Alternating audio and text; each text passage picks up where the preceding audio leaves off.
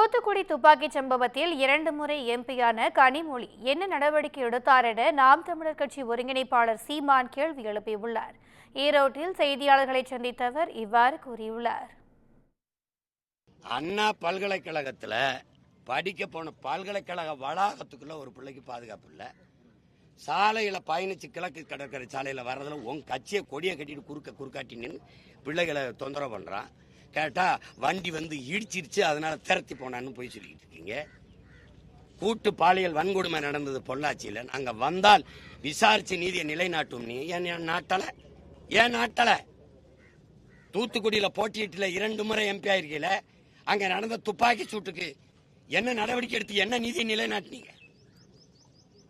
குறிபாத்து தொண்டக்குழியில சுட்டவனுக்கு என்ன தண்டனை? அருணா ஜெகதீசன் தாக்கல் செய்த அறிக்கைக்கு என்ன நடவடிக்கை? பதில் இருக்கா? கொடநாட்டில் கொலை நடந்ததா இல்லையா? 5 பேர் சத்தானா இல்லையா? எவனோ ஒருத்தன் கொண்டிருக்கான்ல, கொன்றவன் யாரு? கொன்ன காரணம் என்ன? நடவடிக்கை என்ன? சும்மா ஏதாவது பேசிட கூடாது. வந்து நாங்க பெரியார் யாரு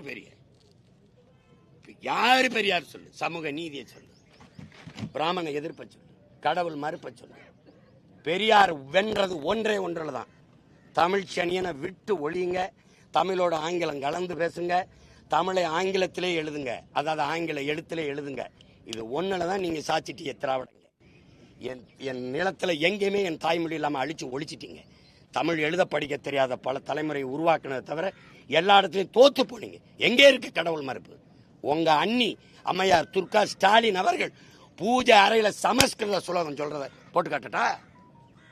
அத்திவரதர் கோயில குடும்பமா நின்று கும்பிட்டீங்களா இல்லையா? கோயிலா போய் நாங்க 1999 கோயில்ல குடமுழுக்கு நன்னீராட்டு, அது கூட தமிழ் கும்பாபிஷேகம் பண்ணது நாங்களா நீங்களா? நான் முருகனை தொட்டேன், என் தமிழ் இறைன்னு. நீங்க ஏன் வந்து தொட்டு மாநாடு போட்டீங்க பெருமக்களே? கடவுள் மறுப்பா? பார்ப்பன எதிர்ப்பு இருக்கா? திராவிட இயக்கத்தின் பரிணாமத்துல நீங்க சொல்ற சோக்கால்டு பிராமண பொம்பளை தலைமையேற்று காலில் விழுந்து கும்பிட்டா திராவிடம்லாம். அந்த அம்மா காலில் விழுந்து பதவி வாங்கி அனுபவிச்சிங்க.